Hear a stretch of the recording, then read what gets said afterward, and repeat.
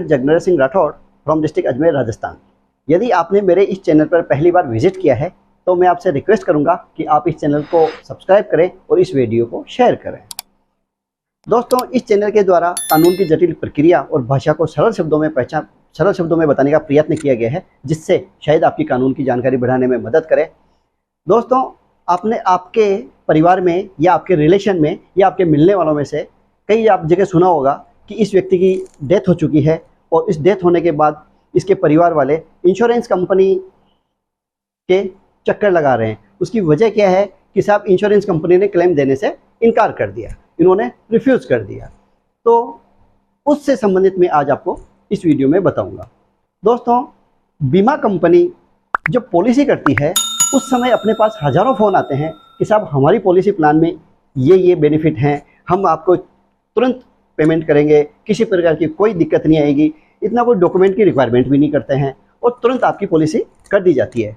लेकिन दिक्कत कब आती है कि जब जो व्यक्ति जिसने पॉलिसी कराई है, जिसने अपने 10 साल तक प्रीमियम दिया है और लाखों रुपए उसने बीमा कंपनी को दिए हैं, लेकिन उसकी डेथ के बाद और कोई भी व्यक्ति इंश्योरेंस इसलिए कराता है कि आज मैं हूँ और यदि कभी मैं इस दुनिया में नहीं रहूँ तो मेरे जो पीछे परिवार वाले हैं उनको किसी प्रकार की कोई दिक्कत नहीं हो, उनको किसी प्रकार की कोई आर्थिक परेशानी नहीं हो। इस प्रकार इस उद्देश्य को मद्देनजर रखते हुए कोई भी व्यक्ति अपना इंश्योरेंस कराता है और इन्हीं शर्तों के आधार पर बीमा कंपनियां पॉलिसी भी करती है।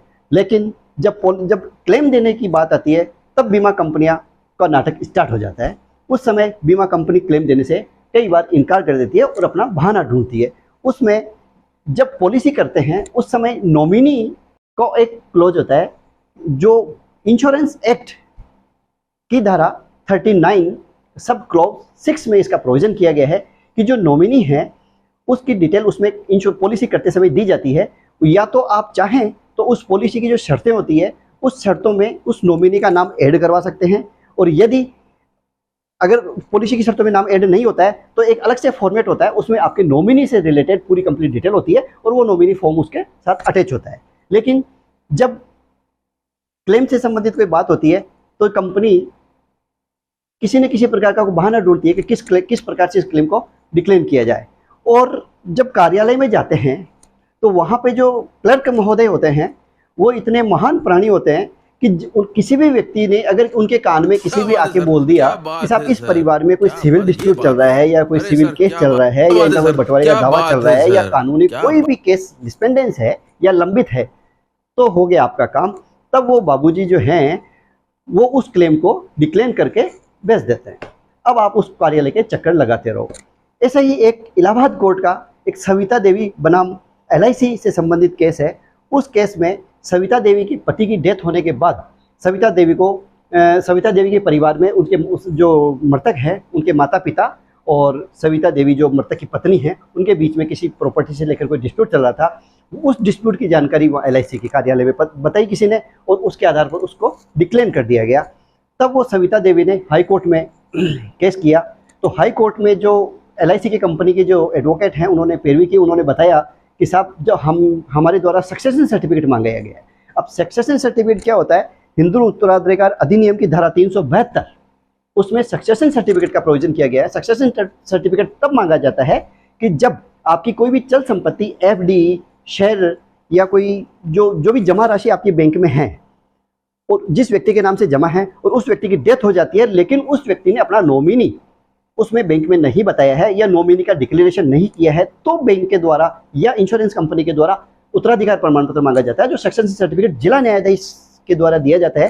दोस्तों, उत्तराधिकार प्रमाण पत्र की एक बहुत लंबी प्रक्रिया होती है। उसमें लगभग साल भर, ये मतलब 1 साल के लगभग या 2 साल के आसपास उसमें लगते हैं और जैसे उदाहरण के लिए इसमें 10 लाख रुपए का अगर आपको सक्सेशन सर्टिफिकेट लेना है तो लगभग 50 से 60 हज़ार रुपये उसमें आपके खर्च हो जाते हैं। तो इस प्रकार और वो जो समय लगता है उसमें बीमा कंपनी अपना हाथ क्लीन करने के लिए सब सक्सेशन सर्टिफिकेट ले आओ। तो सक्सेशन सर्टिफिकेट लाना इतना इजी नहीं है। न्यायालय के द्वारा सक्सेशन सर्टिफिकेट आपको दिया भी जा सकता है और न्यायालय के द्वारा सक्सेशन सर्टिफिकेट आपको नहीं भी दिया जा सकता है। तो इसी बेस पर सक्सेशन सर्टिफिकेट मांगा गया था सविता देवी से। अब सविता देवी ने इसको चैलेंज किया और हाई कोर्ट में दावा किया। तो इंश्योरेंस कंपनी जो एडवोकेट हैं उन्होंने ये कहा कि साहब कि हमारे बीमा कंपनी के द्वारा सक्सेशन सर्टिफिकेट मांगा गया है, जब हमें सक्सेशन सर्टिफिकेट प्राप्त हो जाएगा तो हम ये जो अमाउंट है 10 लाख रुपए का जो अमाउंट है वो इश्यू कर देंगे।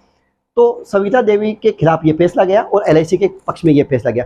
तो सविता देवी ने रिव्यू किया इस केस को। रिव्यू का मतलब होता है कि उसी मजिस्ट्रेट के समक्ष उस अपने ही फैसले पर वापस पुनर्विचार करने का जो प्रोविज़न दिया गया है कानून में, मतलब कि यदि कोई मजिस्ट्रेट है या कोई न्यायाधीश है वो अपना फैसला सुना देता है, उसी फैसले को उसी के द्वारा वापस पुनर्विचार करने की प्रक्रिया को रिव्यू कहा जाता है।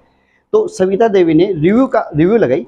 रिव्यू पे जो कोर्ट ने वापस उसको गंभीरता से मामले को देखा, तब उन्होंने इंश्योरेंस एक्ट जो है उसकी धारा 39 उसका सब क्लॉज 6 में ये कहीं भी लिखा हुआ नहीं है कि कोई भी बीमा कंपनी सक्सेशन सर्टिफिकेट की मांग करेगा। यदि नॉमिनी का उसमें डिक्लेरेशन है तो बीमा कंपनी को उसको पेमेंट करना ही पड़ेगा।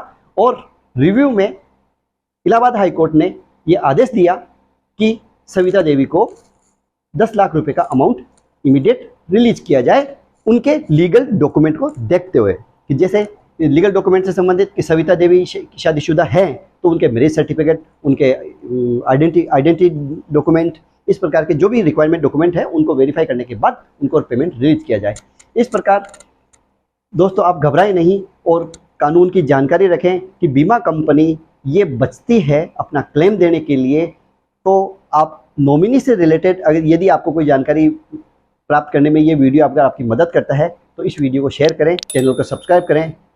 Thank you, all the best.